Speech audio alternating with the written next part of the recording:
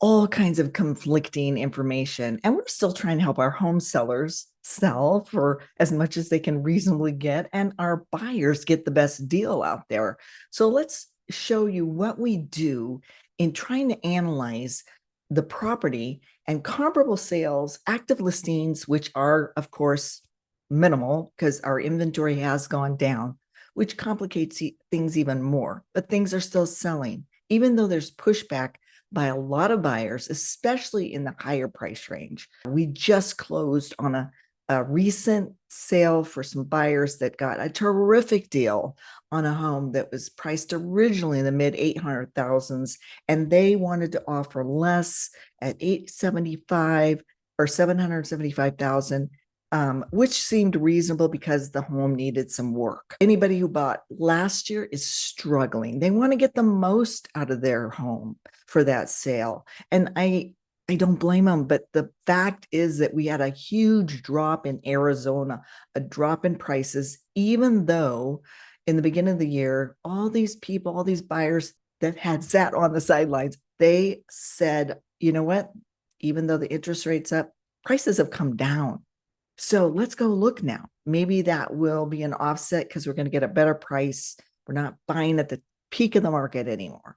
But the interest rate did raise the payment. So you got the complication of affordability and the complication of now you're competing with less inventory for those buyers. All our buyers want us to comp out things and do an analysis before they make an offer on a property. And we love doing that because over 30 years of doing real estate and over 25 years and 30 years actually now of doing real estate appraisal and coming up with these price opinions in a detailed amount, we find that we get very accurate with our home sellers when we help them price the home because they want to sell it in a reasonable time. And we're very accurate when we help our buyers know if they're overpaying or not.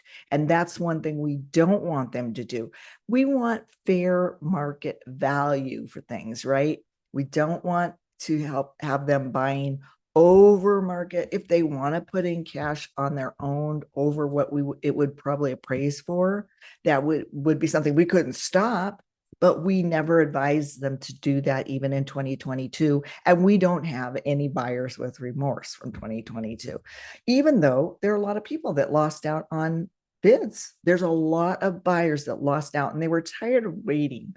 So that's why you have a lot of buyers hopping in. However, I'm going to show you really quick, okay, how an appraiser would look at this so that you covered one.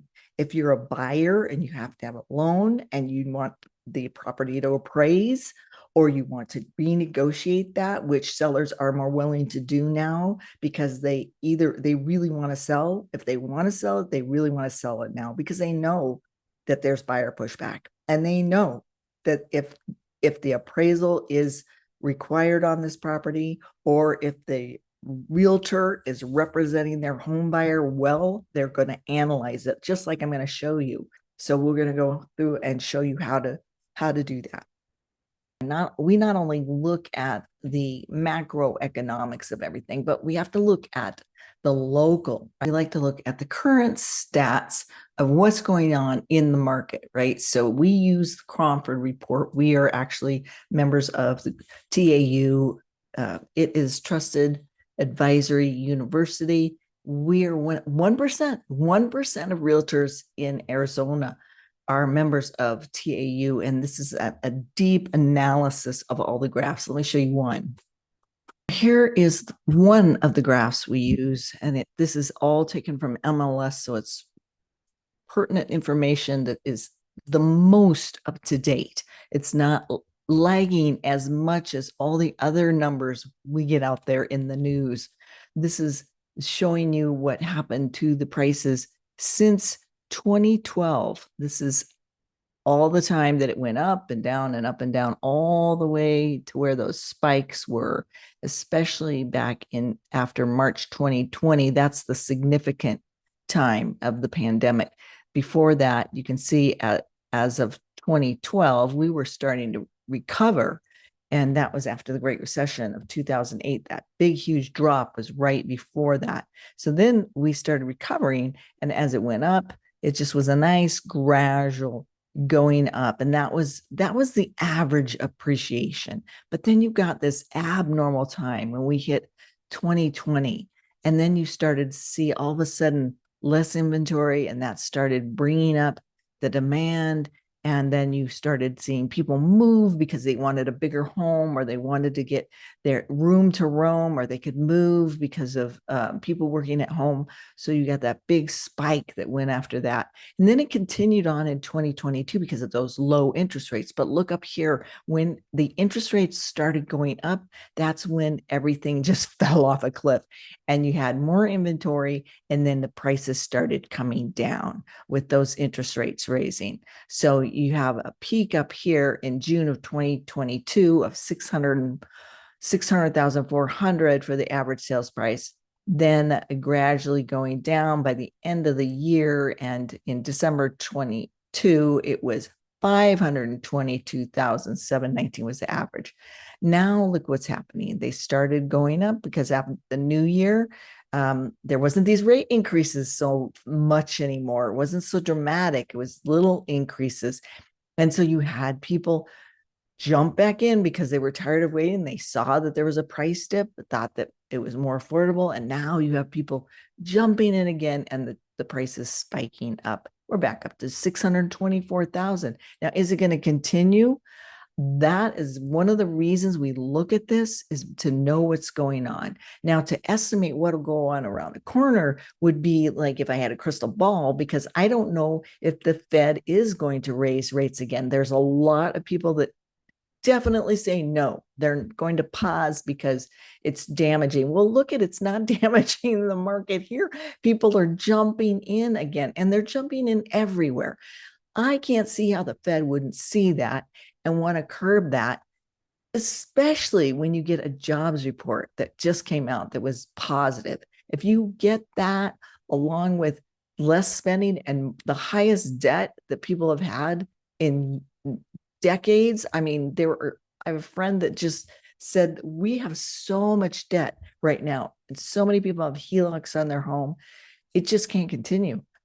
But this is lagging information. So you can see it's up to June is right. It's right there.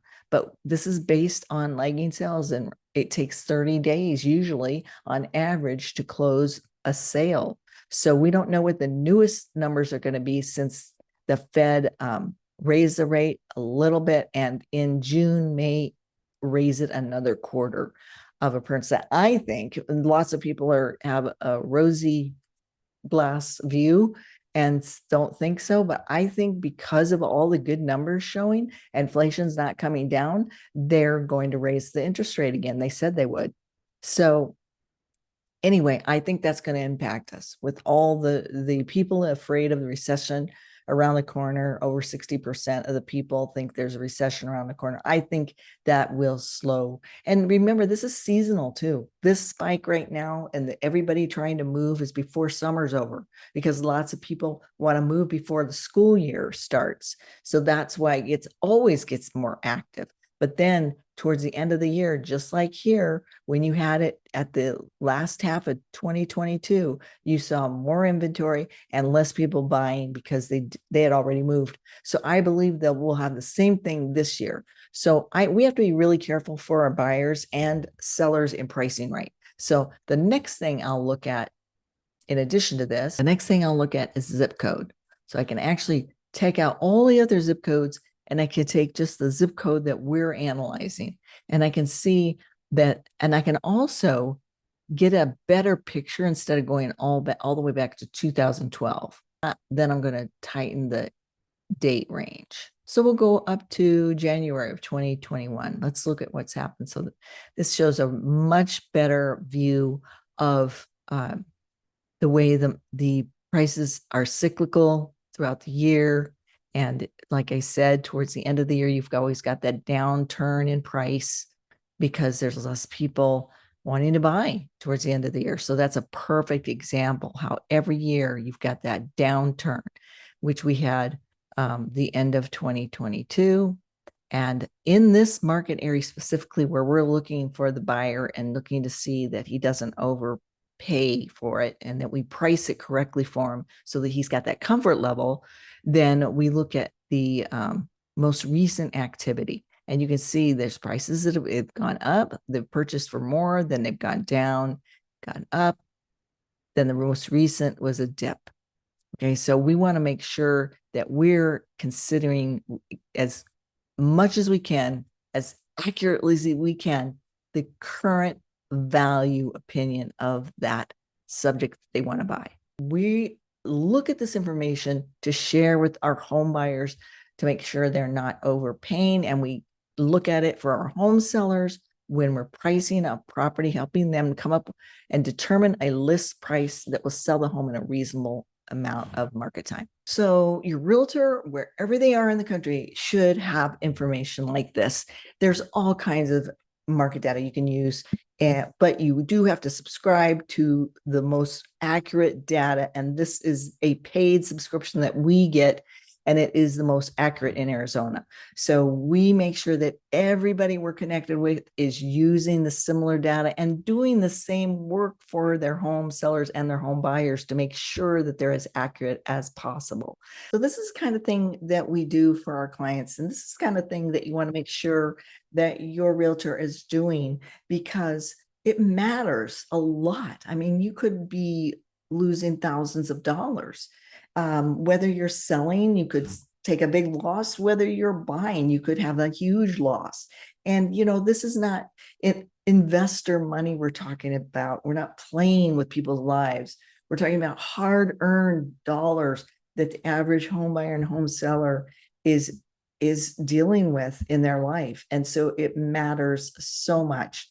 So that's why we want to be as accurate as possible for them. And we want all of this information to back up what we're saying. We don't want to just pull something out of the air and say, I think it's going to be this, or I think it's going to be that, because you could make a really bad guess at something like that, especially in volatile markets. Real estate is hyper local. First thing you should do as an agent for your home buyer and your home sellers, because you want to know exactly what is going on in the market, in the local market, immediately now, right now, because whatever happened in June is not applicable today. And I'll show you a big indicator of why that is not an indicator of what's happening right now, even if there is a little momentum and more buyers hopping back into the market, which we do see. I go immediately to the MLS to look at this property that we looked at today, and I go on the public records just really quick to get a good look, and I'll pull up comparables. Let's do a comparable analysis and see what comes up over the last 6 months within 15% size. Okay, so an appraiser can go up, up to 20, 25% different size. If there's a lack of comparable sales with similar size, they can look at homes that are much smaller and much larger, but they try to stay within about 15% of the subject's property gross living area, because it gives a nice range that will give you a comparable analysis and range that you need to be within when you're offering or when you're listing that price. Because if you're above that range, it won't make sense for a buyer. So as a home seller, that property is going to sit on the market because it doesn't make sense. Why would a home buyer overpay for that, especially with a recession around the corner? And with the buyers, this is a really key thing to look at, because you don't want to just randomly lowball. You can't, you'll never get something you just randomly lowball, because anybody who is taking care of their client is sitting down as an agent and they're doing this. So I'm going to share what they should be doing to help you have a comfort level, whether you're listing your home or whether you're buying a home. So we're going to look at these properties. There are several within a mile. These are all in the same subdivision as the property we're looking at. And you can see here are all the homes that have sold. And you can look over here, you can see the price range of them, the final sales price. This one's a bit old. This was in December. So we have one that is a couple that are very recent. These are two good ones from May of 2023. This home originally last sold for $234 in 2018. So let's take this one off because it's just pretty old. It was the homes were still declining all the way up to December.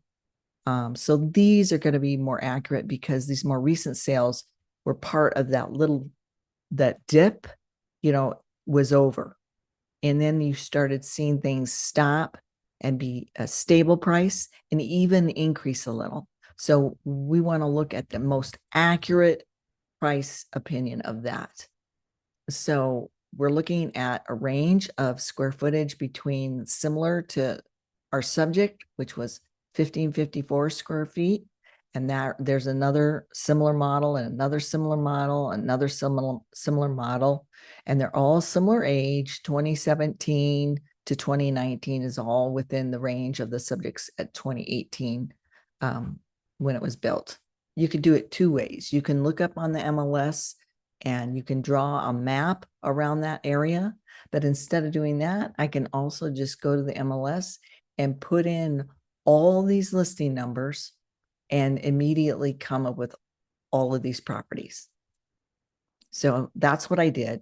Came up with all 6 properties, and you can see they're very similar: 3-bedroom, 2.5 bath, ranging between 1554 and 1737 square feet, and all the most recent sales in that subdivision. And that's what you want to look at.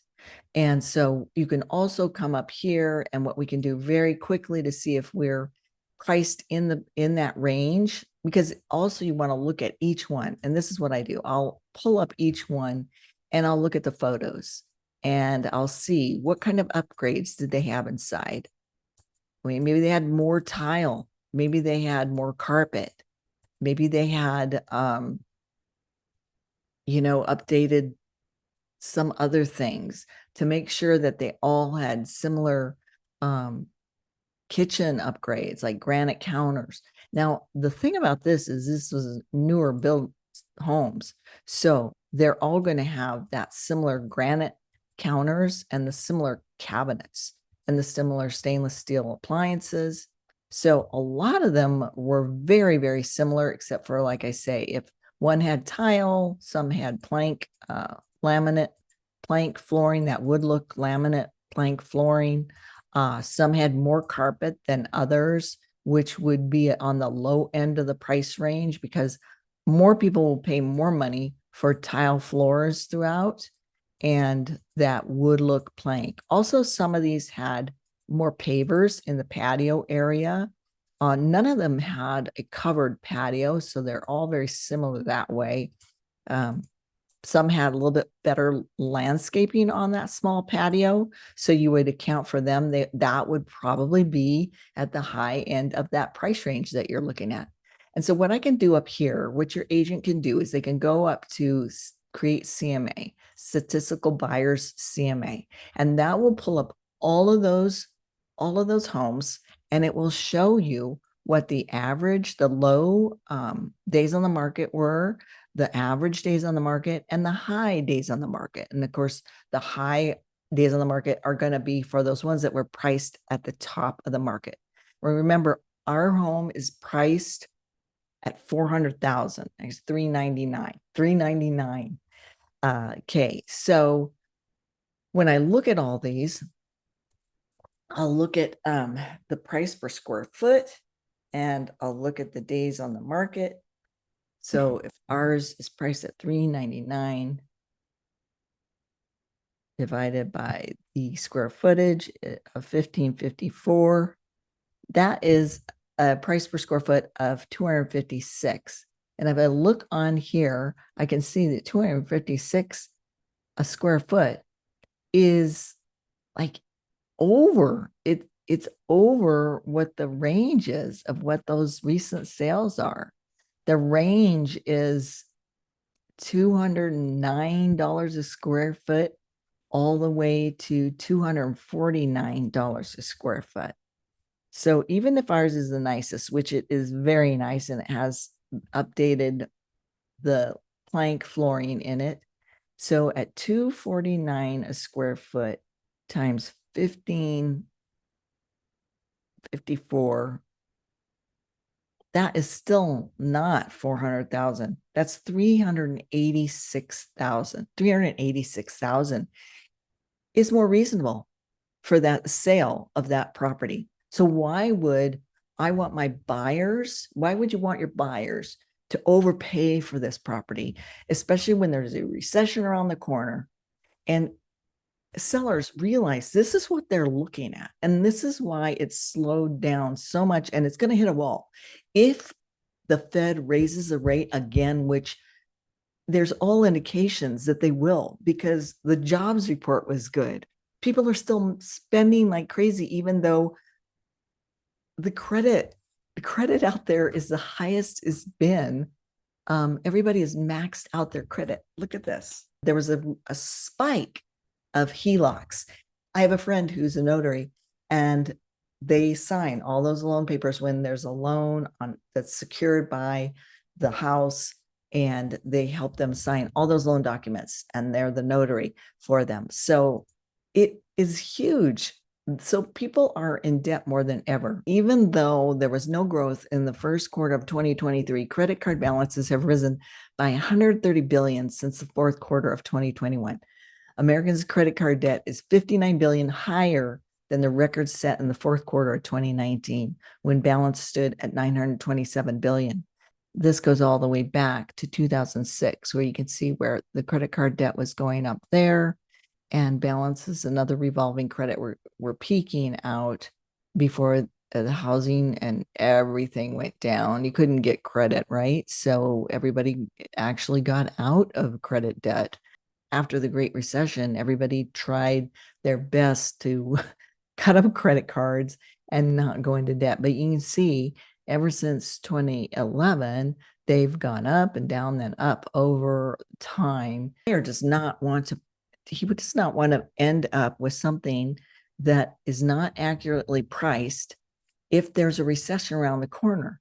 And if all indications are, majority of people are saying, yes, there is, it's better to be conservative. Biggest fix and flippers are Opendoor, Offerpad, and Zillow. And I see those taking a huge loss.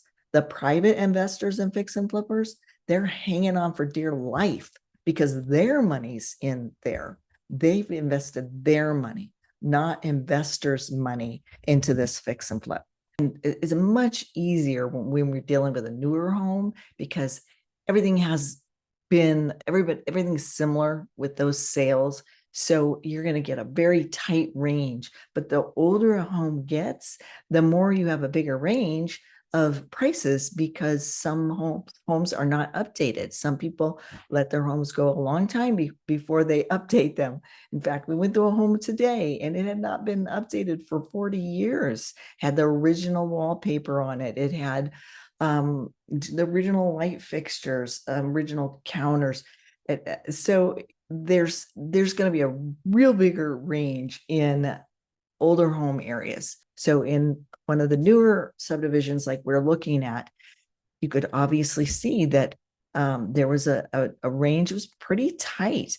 None of the price per square foot supported the list price, not one.